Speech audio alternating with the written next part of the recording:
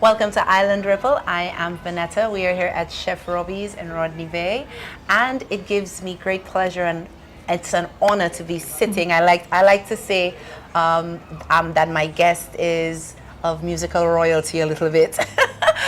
So we're going to be having a conversation with her so that you Island Ripplers will really get to know about Miss Patsy Cadet. Welcome to Island Ripple.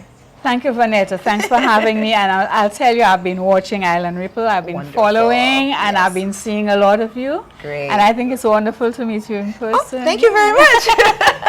Thank you. So I know that our audience is varied. We have people who are older, we have people who are younger. So I know a lot of the younger generation doesn't know about Miss Patsy Cadet.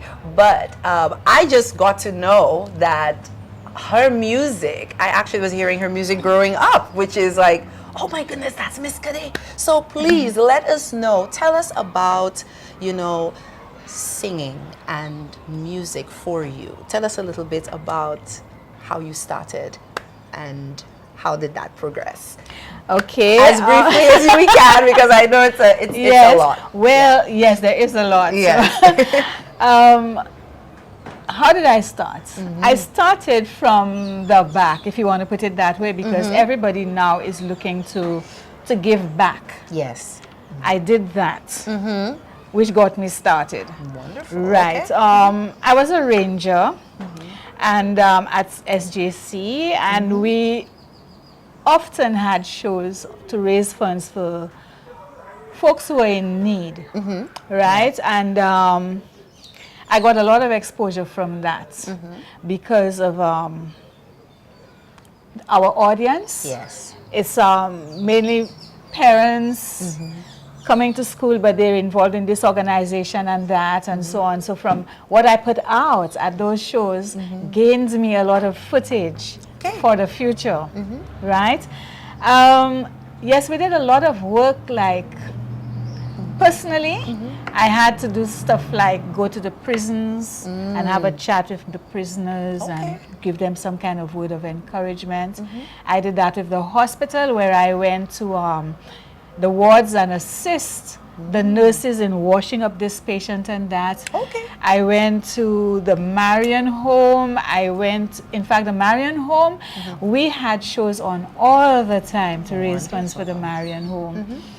The mental hospital, I'd go there and play, simple as that might sound, Ring of Roses with the patients there. And I mean, just to cheer them up and to uplift them, make them feel wanted and so on. So I have a background of just doing, and this is how I started.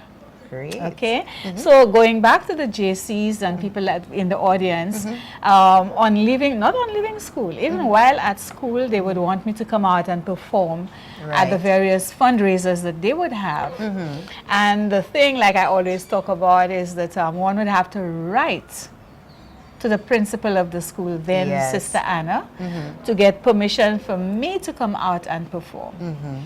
And Sister Anna would say, well, my name's Praxid, but she would say, Praxidi. Praxidi, you can go, but on one condition, that you don't accept any money because you're a schoolgirl. Right. So it's like, I started on that empty foot.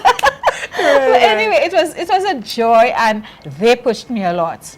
I remember having to prepare for concerts at school, and every lunchtime you'd find a different nun would come out, because I had rehearsals around lunchtime. So if one couldn't make it, the other would come. Sister Anna, Sister Veronica, we had Mother John. Everybody came out and supported me in their own way, and I owe a lot of what I eventually benefited to them.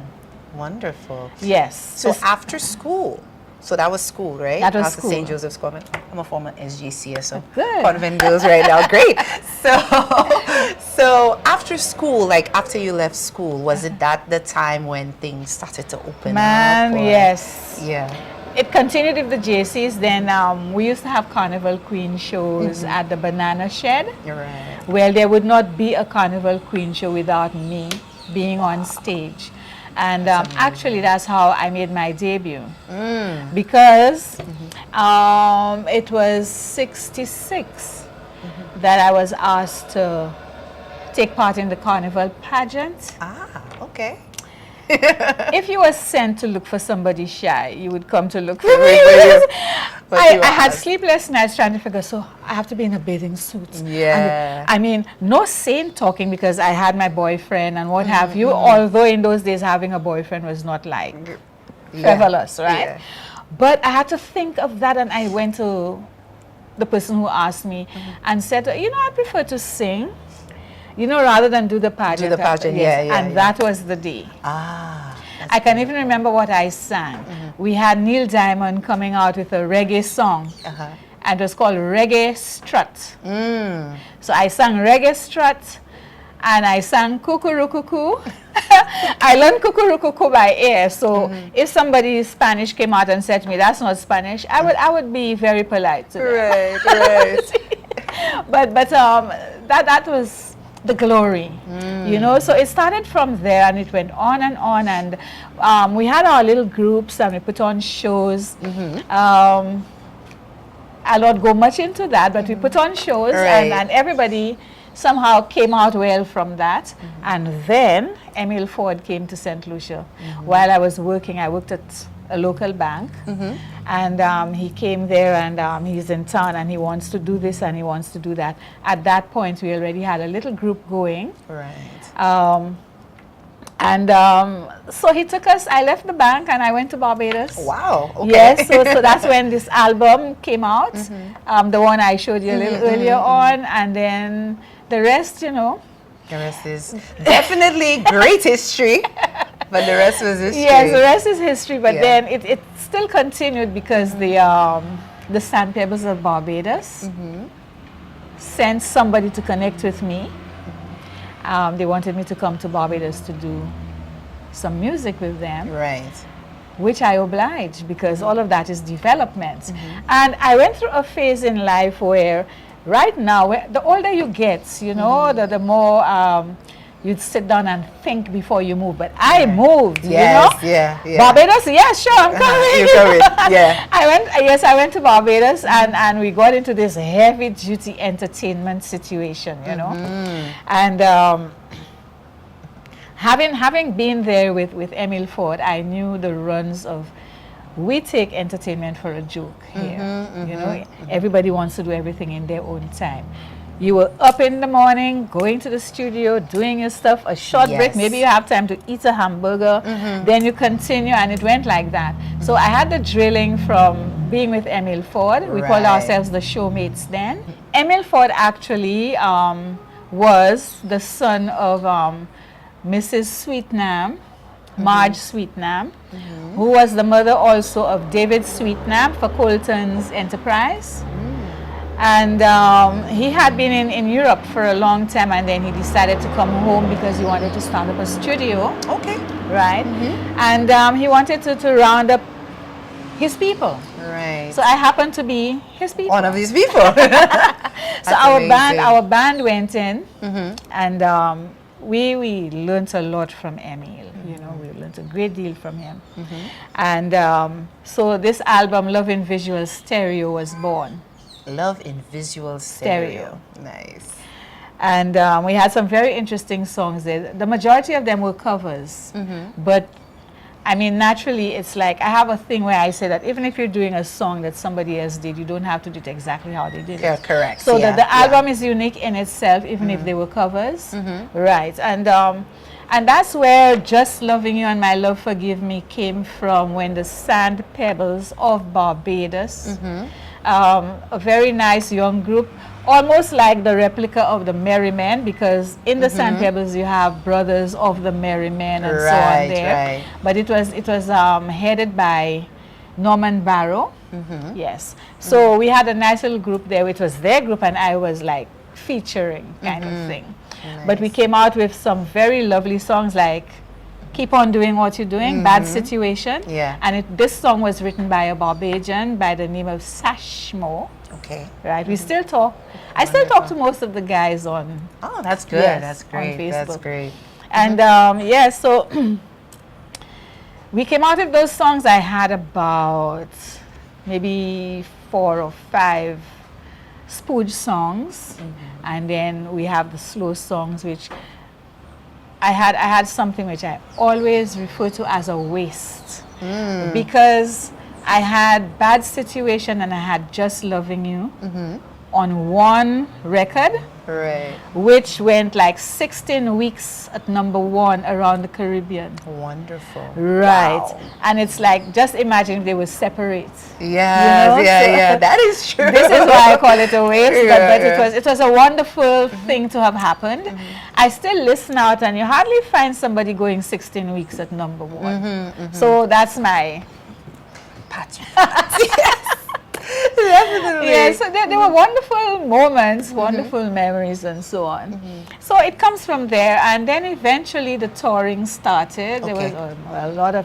I mean, I come from one place, put my suitcase down, and my phone rings. Somebody's calling me to come to Dominica, and I have to make the arrangements.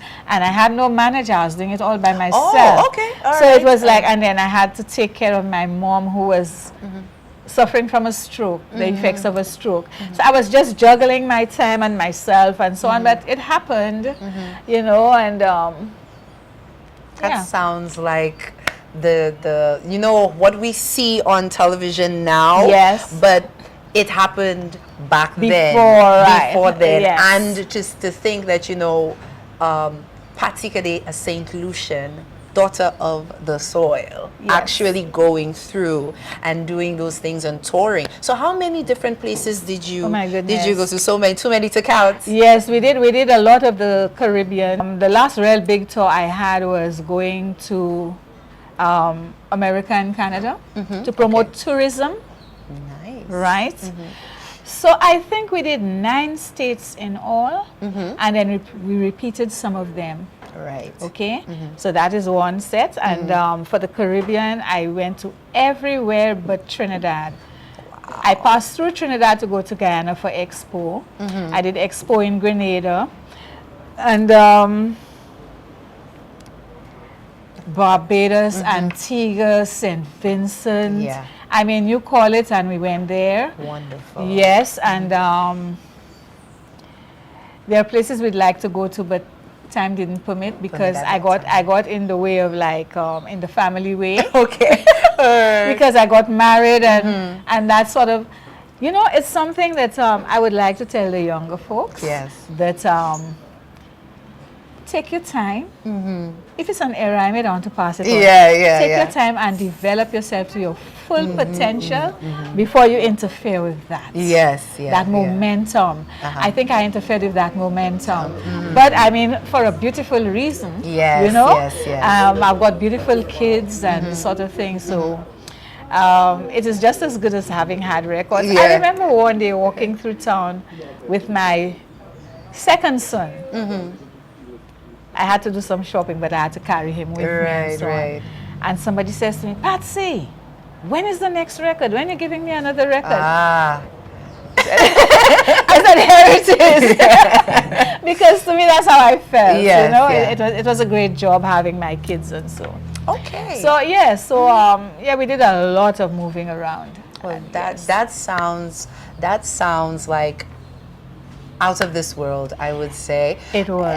And it sounded like you guys did so much. But we are going to have a part 2 with you because the legendary Patsy Cadet, there is so much more to talk about. So we're gonna wrap up for now. Be sure to join us for our part 2 of this conversation here on Island Ripple.